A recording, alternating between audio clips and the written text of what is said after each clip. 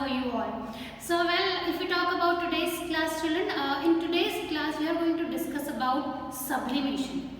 Okay, so as you all know that we are discussing the change of one state into the another. That is the interconversion of one state to the another. So sublimation is a process in which solid substance directly changes into gases. Okay, so it is again a process of conversion of solid directly into gases. Okay, so on heating, let us see here. See, we all know that solid converts into liquids, right? We know that solid converts into liquids, and liquids when heated they convert into gases, right? You take a ice, you heat it, it will be converted into liquid. You again heat the liquid, it will be converted into gases. So liquid is the intermediate state, right? You increase the pressure, gas will be converted into liquid. You again increase the pressure, liquid will be converted into solid. So it means that liquid is the intermediate state, right? But what if I ask you and what if I tell you that solid can directly be converted into gases? So that process of conversion of solid state directly into the gaseous state on heating is known as sublimation. Now in sublimation process, the solid substance doesn't take the liquid state, so it doesn't pass through the intermediate state of liquid. It directly jumps into the gaseous state on heating. Okay, now you can see this is the flow chart of the conversion of one state to the other. You can take a snapshot of it and you can take it with you and you can study it later. Okay, so here I have written everything for you: solid into liquid and liquid into solid. The process interconversion I have written there. Now you may note here, children, that not all the solid substance are sublimable. Okay, not all the solid substance will be converted into gaseous state. There are few solid substances which can undergo sublimation. Okay, now what is sublimation? We know that sublimation is the process where a solid changes phase. Phase means state, where a solid changes state and turns directly into gas without passing through a liquid state, and this process is called as sublimation. Now all the solid state cannot be transformed into gaseous state. There are few states, there are few solid substances which can only undergo the sublimation. For example, ammonium chloride, camphor, naphthalene. Naphthalene is used in making the mothballs that you use for keeping the insects and rodents away from your clothes. Remember that white, can you recall that white little balls that you keep it in the cloth shelf? Okay, so that is made up of naphthalene. Anthracene, dry ice, iodine. So these all are sublimable components. These are all are sublimable solids. Now the question here is that why we even need sublimation and what is the significance of sublimation? Well, children, sublimation is actually a technique to separate sublimable volatile components.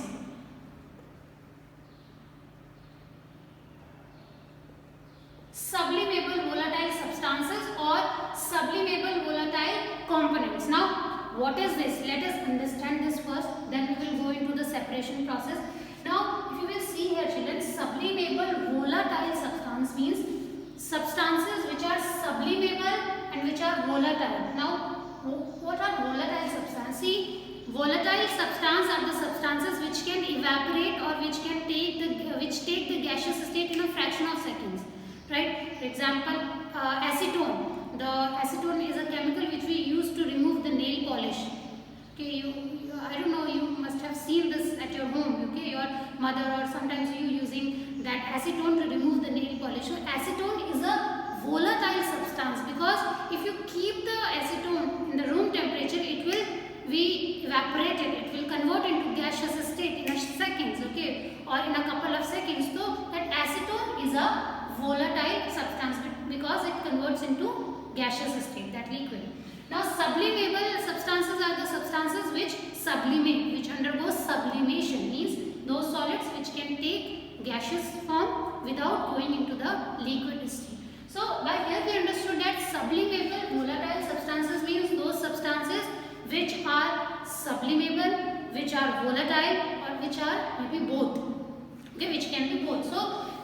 sublimation is actually a separation technique which we use to separate sublimable volatile components from non-sublimable components. Clear? I hope I am clear to you. So, suppose I have these two components here, that is salt, HCl, NaCl. Okay. So, suppose I have salt that you use in your kitchen, and the another sublimable component that I have is ammonium chloride. Okay, so I have ammonium chloride. We just saw that ammonium chloride is a sublimable component. So I have a mixture of ammonium chloride and salt. Now ammonium chloride somewhat looks like salt. So it looks like somewhat salt only. So and salt you all have seen. So it is not possible to separate salt and ammonium chloride by hand, right? It is not possible. So in that case we use the sublimation technique. This is the burner. This is the china dish. In china dish we take the mixture of ammonium chloride and salt, we heat it. Okay. Before heating, what I did was, in this experiment, we take this funnel. Okay. We take this funnel, the inverted funnel that you can see here is, we take the funnel and we keep it in an inverted manner over the china dish and we block its outlet. Okay. This is the setup. Now, taken the ammonium chloride and salt in a china dish. I have taken an inverted funnel and also I have plugged or I have closed the outlet of inverted funnel with the help of a cotton. Now, if I will heat it, when I am going to heat this mixture, what will happen? What do you think will happen? Of course, the ammonium chloride, which is a sublimable substance, will automatically start evaporating. It will not be converted into liquid state. It will start evaporating. Okay, because it is a sublimable component. It is a sublimable substance. Once it will evaporate, it will go here, but it cannot escape in the atmosphere. So what will happen? It will just accumulate in the inner walls of the separating of the funnel. Okay, so it will deposit it here and it will be condensed because that inverted funnel is cool. Okay, so once these ammonium chloride vapors hit the funnel, it will be condensed and after some time it will be solidified. Later on we can separate this ammonium chloride, and since the salt is not a sublimable component, it will remain as it is in the china dish. Alright, so this is the technique. Children, I hope you have understood the sublimation technique. We use it for separation of sublimable volatile components from non-sublimable or non-volatile components. Alright, this is the one significance of sublimation, that is for separation. So here I have written the whole process of sublimation process. I have written it here also. You can take a screenshot of it. You can keep it. That's a very important topic. There's a diagram also. Now the another use of sublimation in day-to-day life is of mothballs or naphthalene balls, which you must be familiar with, I guess. So these are these small balls which are also called as naphthalene balls or mothballs. So you must have seen your parents keeping these mothballs under the clothes or in your cloth shelf. Okay, so if you notice that, children, you must have seen that these mothballs or these naphthalene balls disappear after short duration of time. Maybe in duration of 1 month or 2 months they disappear automatically, right? Why do they disappear? Because they are sublimable components and either they are absorbed in the fabric or they escape into the atmosphere. Alright, so now children, I hope one question would be coming in your mind, that is why these solids are sublimable, why some solids are sublimable. Because children, these solids have very weak force of attraction in between them, because we know that solids have very strong force of attraction in between them, right? If we will heat them, then only their kinetic energy will increase and they will move far from each other, right?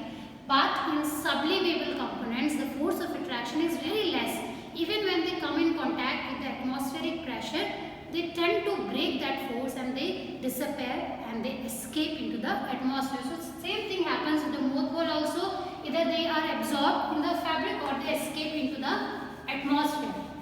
Now another very common example of sublimation in day-to-day life is of dry ice. Okay, I hope you must have seen dry ice. So dry ice looks like this. It looks like ice. Okay, it looks like ice, but it is not actually ice. Dry ice means solidified carbon dioxide. So solidified carbon dioxide is known as dry ice. Okay, so we use dry ice to make that special effects, right? I hope you must have seen these kind of special foggy effects in the concerts, in drama serials, or in mythological serials. Remember god goddesses kind of serials? Okay, we try to make this kind of special effects. So these special effects are an example of these special effects are caused by taking a sublimable substance, that is dry ice. And dry ice looks like this, and this is not a ice, this is a carbon dioxide which is solidified. See, you take the carbon dioxide gas, apply high pressure, decrease the temperature, it will be solidified, and we have to store it somewhere under high pressure. Okay, so once that dry ice, and this dry ice is very cool to touch, we cannot touch it with our bare hands, our hand will be damaged, it may burn our hands, so we need to wear gloves and we have to protect our hands while holding the dry ice. Okay, so how this CO2 or dry ice or solidified CO2 is made? You take the CO2 gas, solidify it, freeze it, we can get this. Now, when we bring it in the atmospheric pressure, or when we bring it in a room temperature, so they automatically evaporate. So if you take the dry ice, bring it in the room temperature, it will start evaporating. Why? Why it will evaporate? Simple, children. Carbon dioxide is gaseous at room temperature, right? Right now also there is carbon dioxide in the gas. It is in gaseous state. It is not in solid state, right? That is the reason why if you will take the dry ice, bring it in the room temperature, it will start evaporating. Okay, so that is the reason why solid ice or solid dry ice and solid carbon dioxide is used to make special effects, and also it is very cold to touch. That is the reason it is also used for storing the things. For example, if you have to transport eatable items, if you have to transport food items from one country to the other, you pack the food items in the dry ice. It is more effective way of storing than the ice, because when ice melts, it makes the things wet. Okay, because when ice melts, it will be converted into liquids, right? You take the ice in one hand, dry ice in another one, so that liquid will melt, whereas the dry ice will evaporate. Alright, so I hope you have understood the difference between ice, and dry ice, and what is dry ice, how it is made, and why dry ice converts into gaseous state in room temperature, because it is carbon dioxide, and carbon dioxide is gaseous state.